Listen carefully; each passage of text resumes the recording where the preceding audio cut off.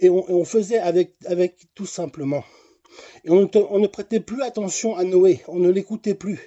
Mais on n'entendait pas. On regardait, on observait, mais on ne voyait pas que Noé était en train de réaliser un chef-d'œuvre parce qu'il craignait Dieu. Il lui faisait confiance. Alors que les autres, c'était l'indifférence. Cette indifférence est à combattre. Si vous remarquez dans votre vie qu'il y a cette indifférence face à la parole que vous lisez, que vous entendez, peut-être souvent, eh bien, prenez acte, réagissez, faites quelque chose. Ne restez pas comme cela, mais enlevez cette indifférence qui a été la cause de la perdition de cette génération de Noé, malheureusement. L'indifférence. L'indifférence fait tellement de mal. Combien de personnes ont souffert de l'indifférence de leurs proches? Vous avez mal, vous avez souffert, mais personne n'a prêté attention à vous. Vous avez témoigné, vous avez parlé, mais personne ne vous a écouté. Cela fait mal au fond du cœur. L'indifférence est un grand mal. Oui, nous pouvons le dire, c'est un péché grave.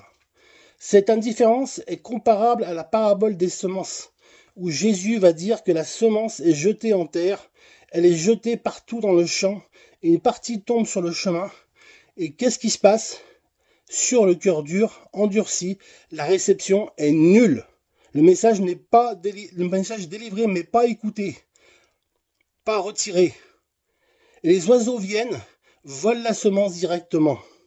L'indifférence fait que vous vous entendez, mais vous ne recevez pas. Vous n'êtes pas réceptif. La parole rentre d'un côté et elle sort de l'autre. L'indifférence, c'est Jésus va expliquer, c'est le diable qui vient voler directement la semence de la parole de vie. Résistons à l'indifférence, mes amis. Traitons l'indifférence, rejetons l'indifférence. C'est vraiment la parole que j'ai pour vous aujourd'hui. L'indifférence va augmenter avec le temps.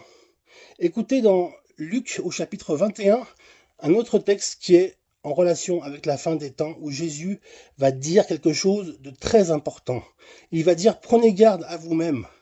Nous prenons garde à nous-mêmes d'abord, avant de voir ce qui se passe chez les autres, ou ce qui ne va pas bien chez les autres. Je regarde moi-même, je m'examine moi d'abord. Prends garde à toi, mon ami, prends garde à toi-même, de craindre que ton cœur ne s'apesantisse par les excès du boire et du manger. Tiens, on trouve à nouveau le manger et le boire dans cette génération qui est prise par les choses secondaires, qui a perdu de vue le retour de Jésus, qui a perdu de vue le temps du jugement qui arrive, le jugement dernier, et qui a dévié vers les choses secondaires, les choses futiles. D'ailleurs, Jésus va dire, par les soucis de la vie, et que ce jour ne vienne à